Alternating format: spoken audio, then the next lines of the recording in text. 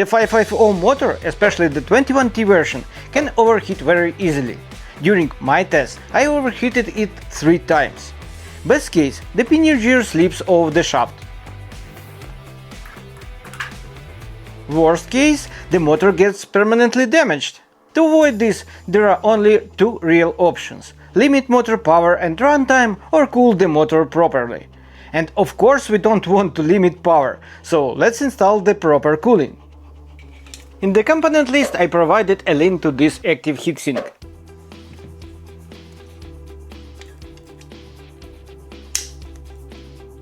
But here is the twist: it doesn't work correctly out of the box with this motor.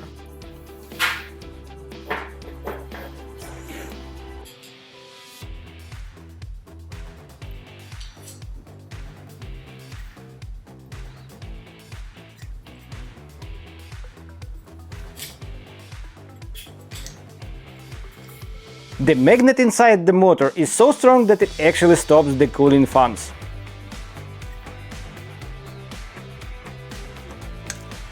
Still, I recommend this heatsink because we can modify it very easily to make it work perfectly.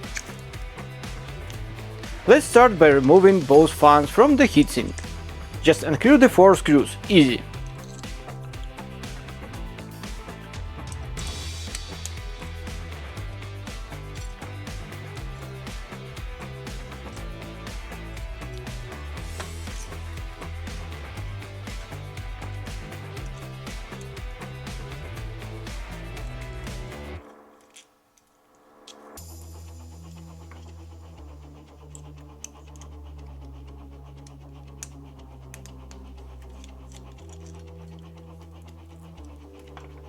We no longer need the metal plate inside, so set it aside.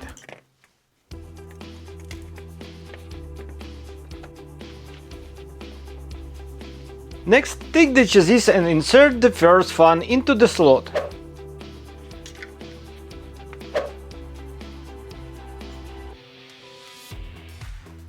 A quick airflow reminder: the open side of the fan pulls air in, the side with the wires blows air out. So position it so that the airflow goes from the center of the car outwards. Because the larger 550 motor creates a strong magnetic field, placing the fan incorrectly will stop it from spinning. If you mount it backwards, the fan simply won't rotate. Now take the passive heatsink, snap it into the motor and rotate it downward until it locks into the dedicated slot on the body plate.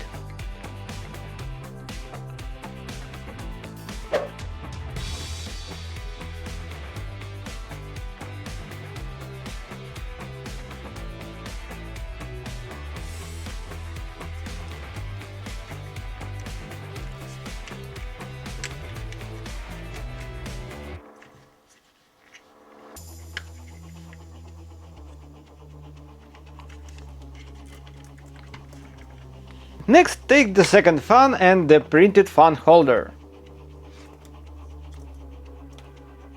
Again, remember the airflow direction. The open side must face inward.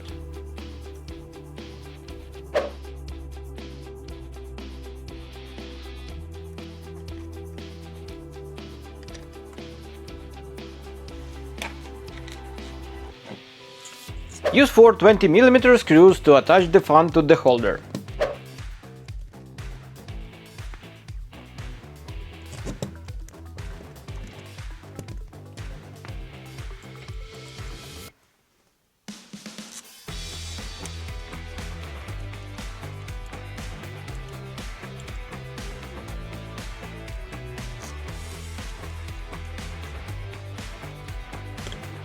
Now place the holder onto the mounts on the body and secure it with 2 8mm screws.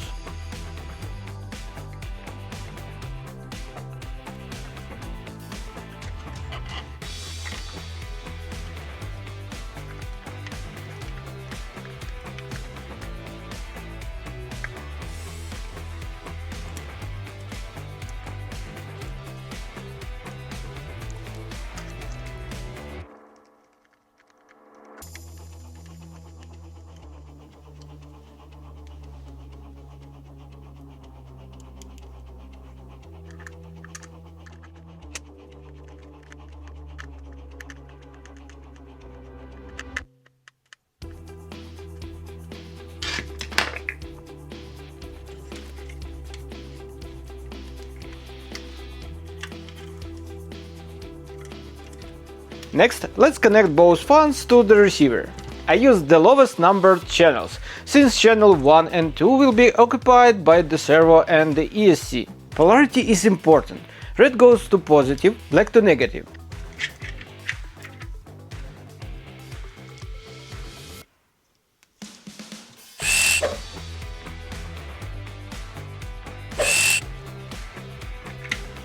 Now connect the servo and ESC as well, so we can test the cooling system.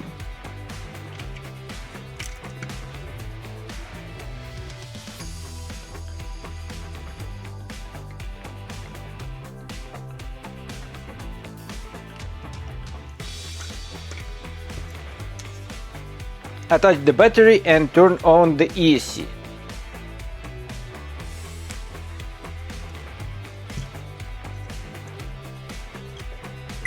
We can see that both fans are spinning correctly.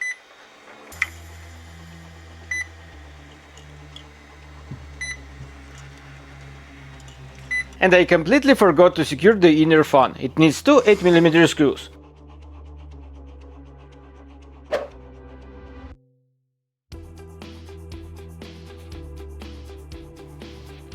Tighten them fully and the cooling system is complete.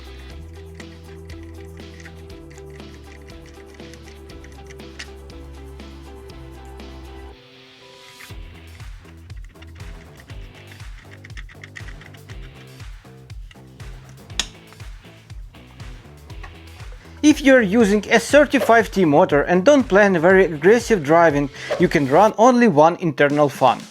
For that, you can buy a 30x30x10 mm 5V fan and mount it inside the body. But the more cooling you have, the smoother the experience and the fewer problems you will have with gears and motor overheating. That's it for cooling. In the next chapter, we'll add the battery holder and finish assembling the chassis. Stay tuned, we are more than halfway to the goal.